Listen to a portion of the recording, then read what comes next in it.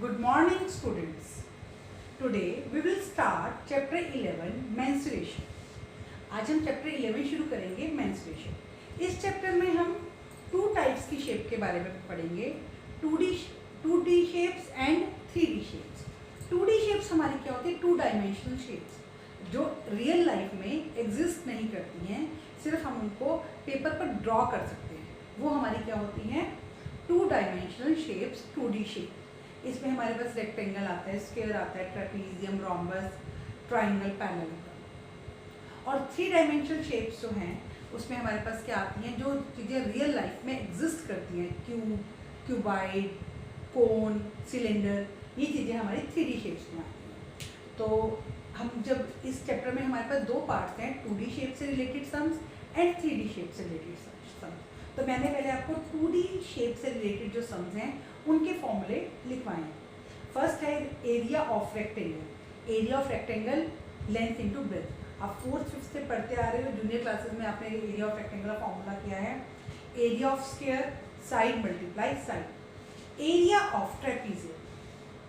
Area of trapezium हमारे पास क्या होता है? 1/2 into sum of parallel sides multiply height.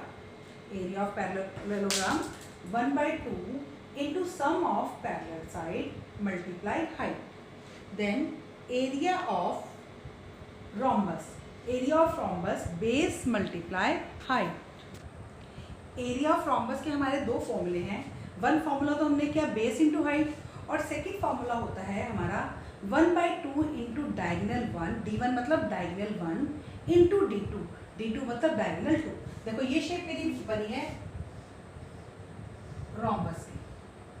तो 2 फॉर्मूले मेरे, एक तो बनेगा बेस इंटू हाइट, जो मेरा पैरेललोग्राम का एरिया भी मेरा यही होता है, बेस इंटू हाइट. और सेकंड फॉर्मूला मेरा बन जाएगा 1/2 इंटू डायगनल 1 इंटू डायगनल 2. अब ट्रेपीजियम की भी मैं आपको एक बार शेप दिखा देती हूँ. ये मेरा ट्रेपीजियम है, ABCD. तो 1/2 into sum of parallel side. इसमें पैरेलल साइड मेरी कौन सी बनेगी? AB and CD. AB plus CD into height मुझे बनानी पड़ेगी, इंटू D है हाइट. ठीक है, जब हम सम्स करेंगे तो आपको ये फॉर्मूला अच्छे से समझ में आ जाएंगे. एरिया ऑफ ट्राइंगल में हमने जूनियर क्लासेस में किया है 1/2 इंटू बेस इंटू हाइट, और एरिया ऑफ पैरेललोग्राम भी हमने किया है बेस इंटू हाइट.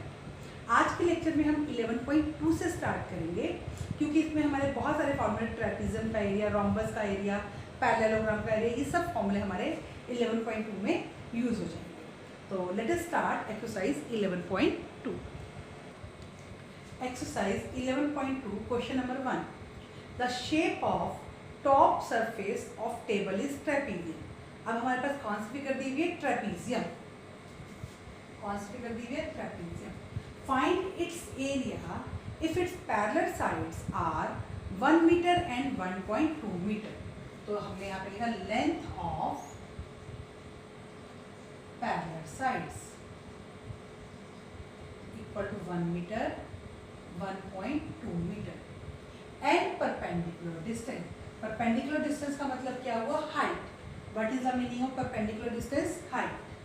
हाइट है 0.8 मीटर. अब एरिया ऑफ ट्रेपीजियम हमको निकालना है. Area of trapezium is equal to, पहले formula 1/2 into sum of parallel sides multiply height. तो 1/2 into parallel side 1 plus 1.2 into height 0.8. 1/2 into 2.2 into 0.8. 2 1s are 11 8s are 88.88 metres. तो area of trapezium हमारे पास क्या आ गया? 0.88 मीटर्स. सिंपल, हमारे पास सब कुछ गिवन था. पैरेलल साइड की लेंथ भी गिवन थी, हाइट भी गिवन थी. सिर्फ हमें किसमें पुट करना था? उसको फॉर्मूले में पुट करना था. क्वेश्चन नंबर 2 करेंगे अब हम. Question number 2. Area of trapezium is 34 centimetre square. Statement में हमें जो भी नंबर वाली स्टेटमेंट मिलती है उसको हम लिखते जाएंगे. Area of trapezium is 34 centimetre square. तो यहाँ लिखेंगे area of trapezium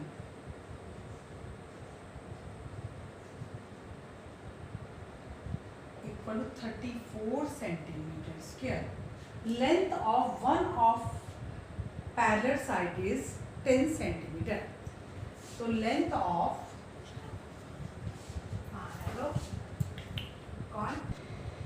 length of one parallel side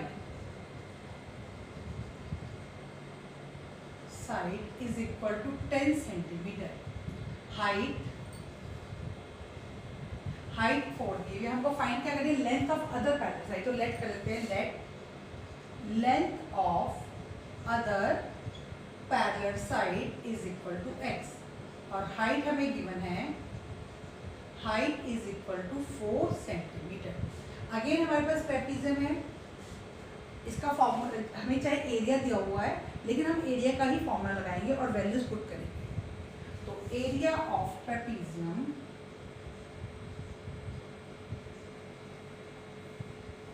is equal to multiply sum of parallel sides multiply height equal to 34।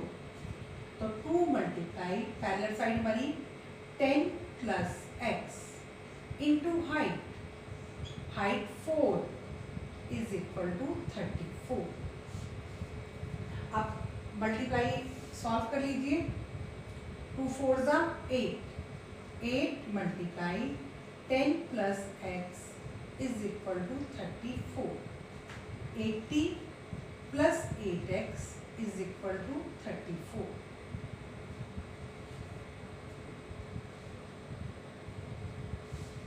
यहाँ पे बेटा थोड़ा फॉर्मूला रॉन्ग हो गया है, यहाँ पे थोड़ा चेंज कीजिए।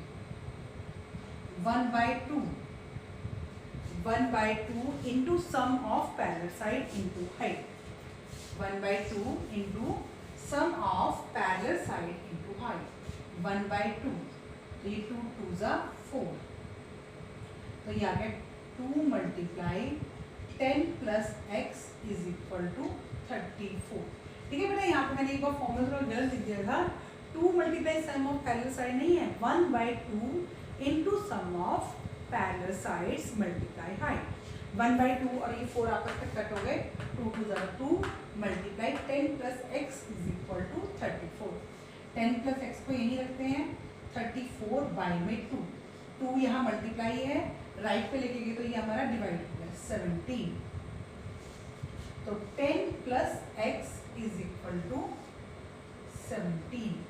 x is equal to 17 minus 10, x is equal to 7 centimetre. तो length of other parallel side is equal to 7 centimetre. ये आपका क्या आ गया, आंसर। ठीक है, आपके पास ट्रेपीजियम का एरिया दिया हुआ था, हमने फॉर्मूला ट्रेपीजियम के एरिया का लगाया और जो जो वैल्यू हमें गिवन थी वो हमने पुट कर दी है।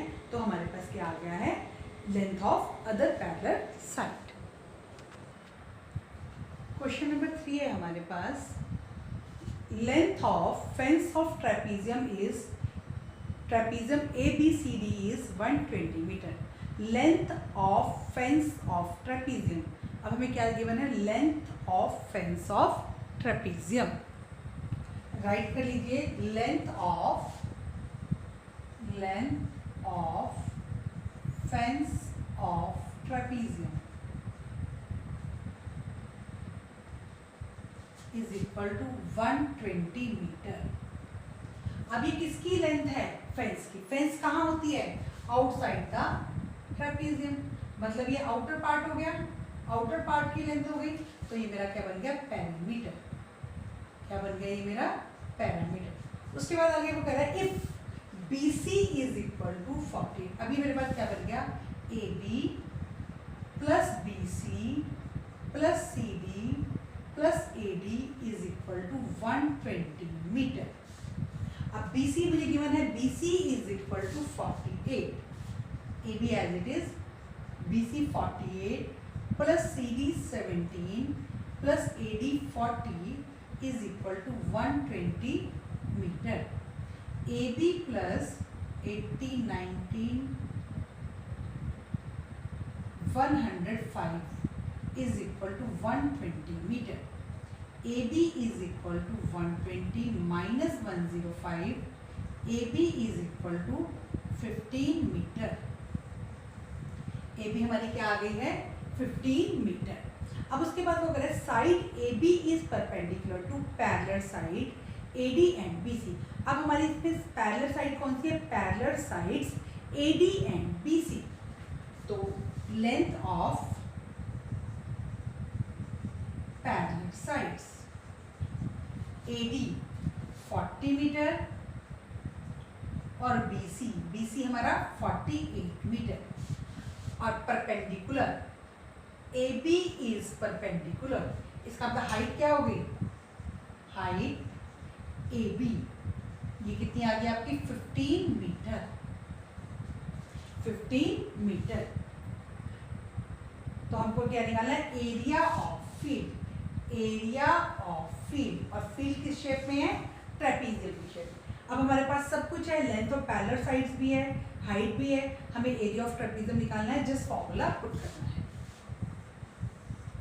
तो area of field is equal to 1/2 into sum of parallel sides multiply height. तो 1/2 into sum of parallel side. Parallel side 40 plus 48 multiply height 15. 1/2 into 88 multiply 15. 2 4s are 2 4s are 15 4s are 60. 6 is 660 meters. तो area of field is equal to 660 metre square and this is the answer. ठीक है बेटा. इस पे हमें क्या दी हुई थी? लेंथ ऑफ फेंस दी हुई थी. तो लेंथ ऑफ फेंस का मतलब क्या हुआ कि हमारे पास पैरामीटर गिवन था. और पैरामीटर ऑफ ट्रेपीजियम या कोई भी फिगर होती है, कोई भी हमारे पास पॉलीगन है, तो उसका पैरामीटर किसके इक्वल होता है? सम ऑफ ऑल साइड. तो यहाँ पर पैरामीटर ऑफ ट्रेपीजियम हमारे पास क्या बन गया? AB plus BC plus CD plus AD. तो यहाँ से हमारे पास अननोन वैल्यू AB का आंसर आ गया. अब उसके बाद आगे उसने हमें लाइन में क्या कहा? Side AB is perpendicular. तो जो साइड परपेंडिकुलर होगी 90 डिग्री का एंगल बनाएगी वो क्या होती है? हमारी हाइट होती है. Two parallel side. Parallel side भी उसने हमें बता दी AD और BC. वैल्यू हमने पुट की तो हमारे पास एरिया ऑफ फील्ड आ गया. Question number 4. क्वेश्चन नंबर 4 है आपका diagonal of quadrilateral shape field is 24 metre. आपके पास क्वाड्रिलेटरल गिवन है और उसका डायगोनल क्या है? 24 मीटर की. डायगोनल की लेंथ कितनी है? 24 metre. And perpendicular dropped on it from opposite vertices are 8 metre and 13 metre. और जो इसके ऊपर हमने डायगोनल परपेंडिकुलर ड्रॉ किए हैं वो कितने? 13 मीटर एंड 8 मीटर.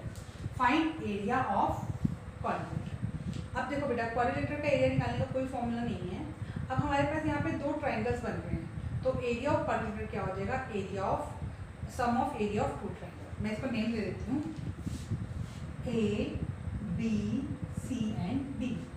तो area of quadrilateral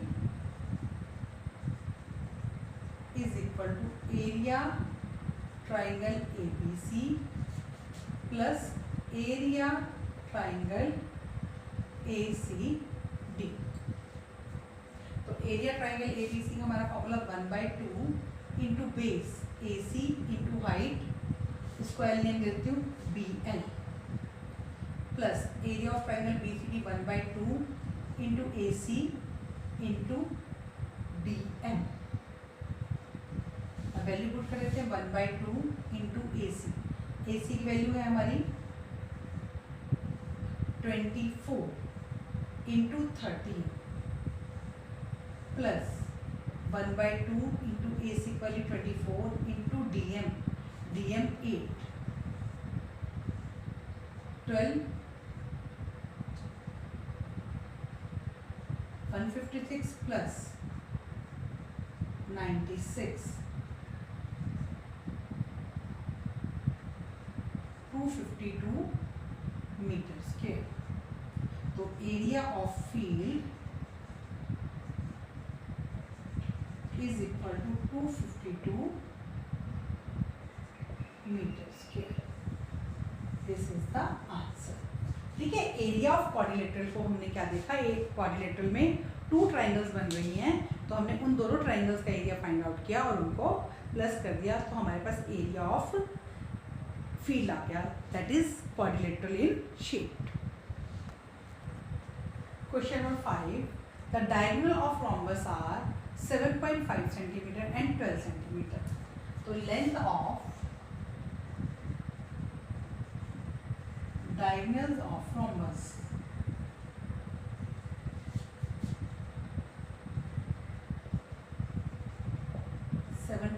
centimetre 12 centimetre.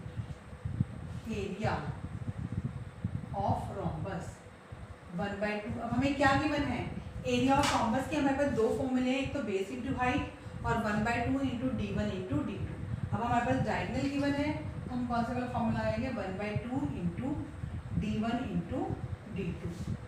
तो 1/2 into 7.5 into 12, 2 6 6 5 30, 3 carry centimetre square. तो आंसर आ गया 45 सेंटीमीटर स्क्वायर। बिल्कुल इजी क्वेश्चन था। Let us do question number 6। Question number 6. Find the area of rhombus whose side is 5 centimeter and altitude is 4.8 centimeter. Side of rhombus.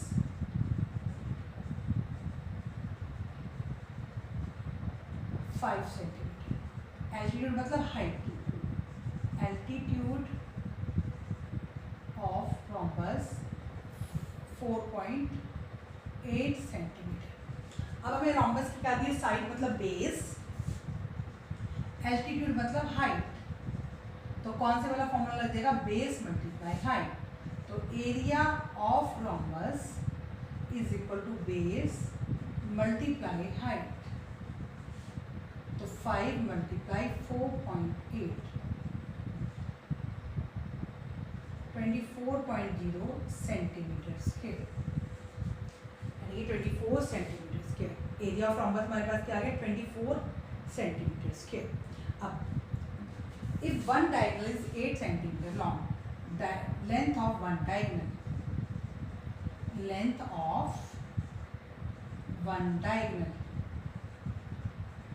8 centimetre, find the length of other diagonal. Let other diagonal is equal to d2। और area हमने अभी भी find किया है, area of rhombus कितना है, 24। तो area of rhombus का formula 1/2 into d1 into d2 is equal to 24। तो 1/2 इंटू d1, डायगोनल वन कितना है हमारा 8, multiply d2 is equal to 24। 2 4 4d2 is equal to 24, d2 is equal to 24 by 4, 4 6 centimetre. तो length of other diagonal equal to 6 centimetre. This is the answer. ठीक है, तो हमने बेटा आज 6 क्वेश्चंस किए हैं। आप इन क्वेश्चंस को रिवाइज करेंगे और क्वेश्चन नोटबुक में अपने आप करेंगे, एक बार वीडियो देखेंगे कि कैसे करवाए गए हैं क्वेश्चन और फिर खुद करेंगे, और कहीं प्रॉब्लम आती है तो दोबारा वीडियो कंसल्ट करेंगे। तो रेस्ट ऑफ द क्वेश्चन हम अपने नेक्स्ट लेक्चर में करेंगे। तो आज के लिए इतना ही काफ़ी है। Thank you students, have a nice day.